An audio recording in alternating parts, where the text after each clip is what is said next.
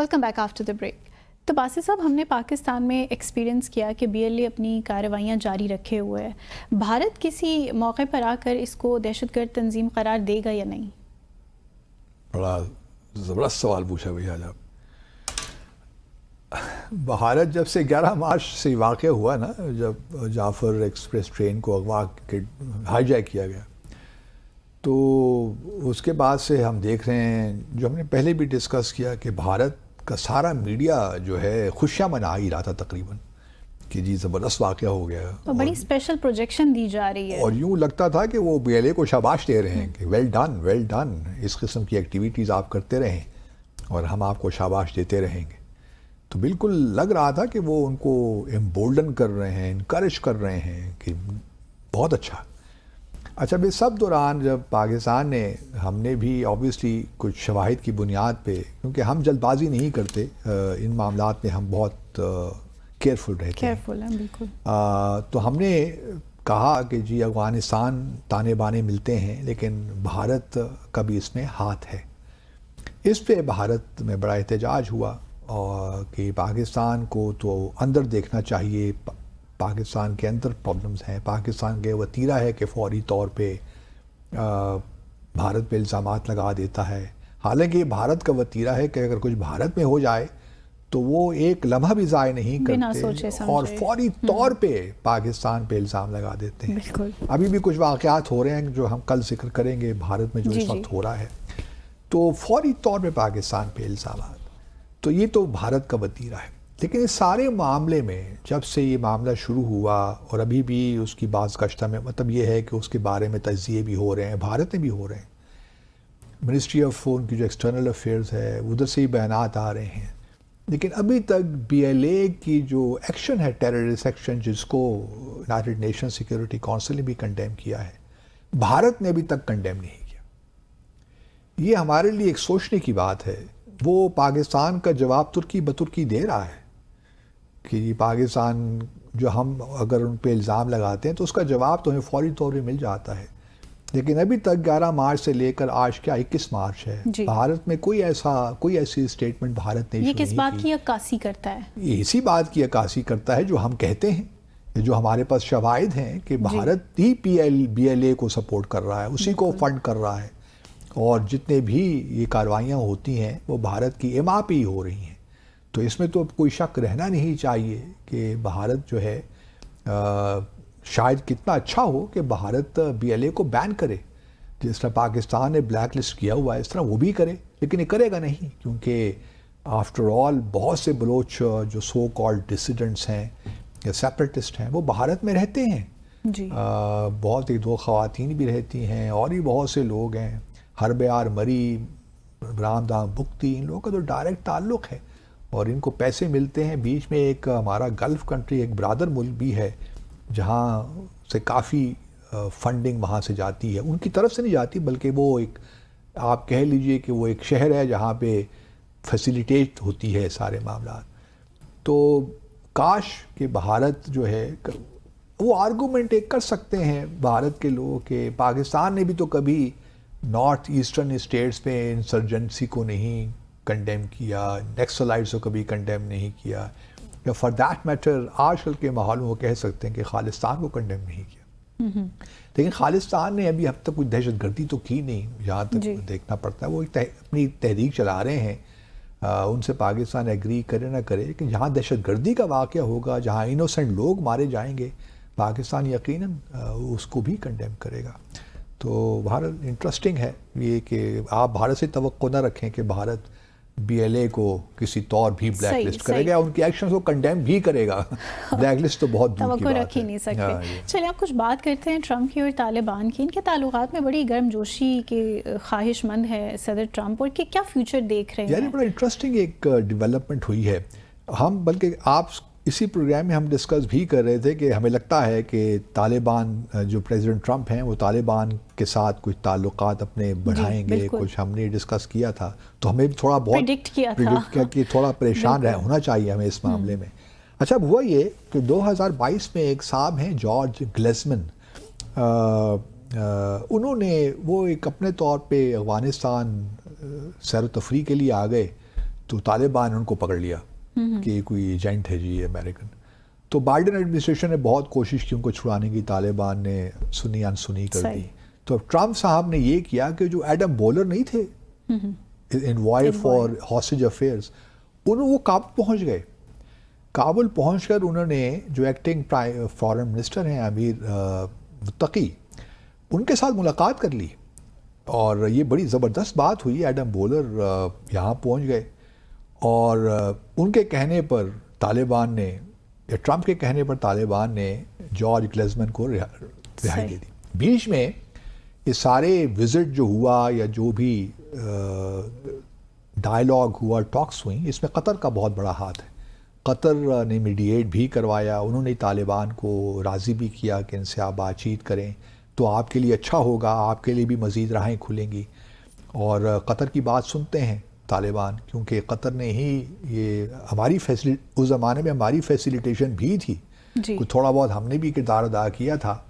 کہ دوحہ, طالبان کا office Doha میں تھا, قطر میں تھا, تو وہیں پہ یہ سارے ایکارڈز ہوئے 29 فروری 2020 کو. لیکن اس بار بھی قطر نے ہی فیسیلیٹیٹ کیا بٹوین دا ٹرمپ ایڈمنسٹریشن اور دا طالبان گورنمنٹ, انٹرم گورنمنٹ.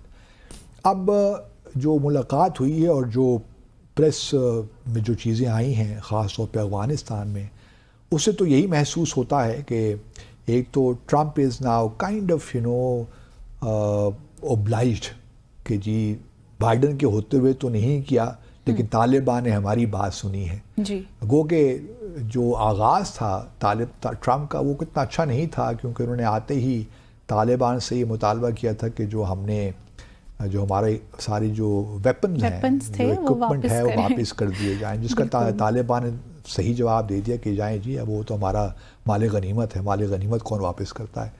تو اس کے بعد ایک شروع میں تھوڑی بہت ٹینشن کے بعد اب جو ہے مجھے لگتا ہے کہ حالات اس جانب جا رہے ہیں جہاں آپ کو زیادہ انٹریکشن نظر آئے گا ٹرمپ اور طالبان حکومت کے درمیان. اب اس کے ہمارے لیے اچھا پہلو بھی ہے اور نیگیٹو پہلو بھی ہے. اگر دیکھیے نا, ٹرمپ یو ایس کے اگر واقعی کوئی خدشات ہیں تو وہ آئس خراسان کے حوالے سے ہیں, القاعدہ کے حوالے سے ہیں. یہ یاد رہے کہ طالبان جو ہیں وہ آئس خراسان کے تو بہت خلاف ہیں, لیکن القاعدہ کے لیے نرم گوشہ رکھتے ہیں. تو یہ ایک ان کے ہاں ایک سلسلہ ہے. لیکن Trump obviously would like to engage. میرا اپنا خیال یہی ہے کہ جہاں یوکرین کے دیکھیں ریئر ارتھ میٹیریلز ہیں, افغانستان ہی بے شمار معدنیات موجود ہیں, بے شمار وسائل ہیں. تو اور امریکہ ٹروپس تو نہیں بھجواتا, لیکن یہ ہے کہ انہوں نے بگرام ایئر بیس بھی لینے کی بات کی تھی, وہ بھی نہیں ہونے والا. طالبان اس قسم کی کام میں نہیں جائیں گے, لیکن یہ ضرور چاہیں گے کہ اکنامک تعلقات آگے بڑھیں. اب انہوں نے ایک گڈ ول جسچر تو دیا ہے نا, ورچر شو کیا ہے towards the U S by releasing George Glezmann. اب ٹرمپ کس طرح اس کو ریسیپروکیٹ کرتے ہیں, آیا وہ جو سفارت خانہ اس کو دوبارہ فنکشنل کرتے ہیں اور سفارتی تعلقات قائم کرتے ہیں, یہ اب دیکھنے والی بات ہے. کیونکہ یوناما کی رپورٹ بھی ابھی آئی ہوئی تھی پچھلے سال, اسی سال, تو اس میں لگتا یہی ہے کہ گو کہ یورپین یونین میں اس میں بڑے خدشات پائے جاتے ہیں, اور انہوں نے ابھی سے ہی کرٹیسائز کرنا شروع کر دیا ہے کہ ہمیں لگتا ہے کہ ٹرمپ جو ہیں, صدر ٹرمپ, وہ طالبان کے ساتھ اپنا جو ہے تعلقات بحال کر رہے ہیں. تو ان کا خیال یہ ہے کہ یہ پری میچور ہوگا, کیونکہ جب تک طالبان خاص طور پہ خواتین کے مسئلے پر کوئی فلیکسیبلٹی شو نہیں کرتے, ان کے کام کرنے پہ پابندی ہے, ان کی تعلیم پہ پابندی ہے, تو جب تک یہ دو پابندیاں نہیں اٹھائی جاتی تو پریزیڈنٹ ٹرمپ کے لیے ان کے خیال میں یہ ٹھیک نہیں ہوگا کہ وہ طالبان کی حکومت کے ساتھ انٹریکشن کو بڑھائیں, یا افغانستان یو ایس کے درمیان جو اکنامک تعلقات ہیں ان کو بہتر کریں, یا پھر جو ایسٹس فریز کر رکھے ہیں امریکہ نے اور یورپین ویسٹرن دنیا نے تقریباً $7 بلین کے قریب, وہ ریلیز کریں. تو یہ تمام وہ چیزیں ہیں کہ اگلے آنے والے مہینوں میں پتہ چل جائے گا. لیکن مجھے لگتا ہے کہ ایک ونڈو ملی ہے طالبان کی حکومت کو بائی ریلیزنگ جارج گلیزمن. یہ ایک بڑا جسچر ہے, اور اس سے مجھے لگتا ہے کہ شاید ٹرمپ اور جو ہے، اور اس میں بھارت بھی کردار ادا کر سکتا ہے، صحیح، کیونکہ بھارت کا بھی یہی انٹرسٹ ہے کہ وہ طالبان کے ساتھ، وہ بھی آج کل اپنا ایک ریویو کر رہے ہیں دوبارہ اپنے تعلقات کو افغانستان کے ساتھ. تو ان کی تو خواہش یہی ہے کہ طالبان کے ساتھ یا افغانستان کے ساتھ تعلقات بہتر ہوں تاکہ پاکستان پہ تھوڑا پریشر بلڈ ہو. تو ہمارے لیے بہت ضروری ہے کہ جو ہم نے ایک اسپیس ہم کھو رہے ہیں افغانستان میں، اس پہ تھوڑا سا نظر ثانی کریں. میں یہ قطعاً نہیں کہہ رہا کہ طالبان کو آپ کھلی چھٹی دے دیں اور اپنے جو کنسرنز ہیں وہ ریز نہ کریں ٹی ٹی پی کے حوالے سے. اس میں میں ذاتی طور پہ ہمیشہ دہشت گردوں کے ساتھ مذاکرات کے خلاف رہا ہوں، اور اس وقت جو ٹی ٹی پی جو کچھ کر رہی ہے ہمارے ہاں، یا باقی بھی دوسری بھی آرگنائزیشن جو کر رہی ہیں، ان کو کسی طور بھی ایکسیپٹ نہیں کیا جا سکتا. تو ہمارے لیے لیکن ساتھ ساتھ کمال یہ ہونا چاہیے کہ آپ جہاں آئرن فسٹ استعمال کریں، اسٹک استعمال کریں، وہاں کچھ ایسی اوپننگز بھی ہونی چاہیے کہ آپ طالبان کے ساتھ انگیج ہوں. اور یہ آپ کے لیے ایک آبجیکٹو ہونا چاہیے کہ آپ کی کاسٹ پہ بھارت کو وہاں اسپیس نہ ملے. یہ اوپننگز کی جو آپ نے پاکستان کے حوالے سے بات کی ہے، یہ کون سے گراؤنڈز پہ ہو سکتی ہیں؟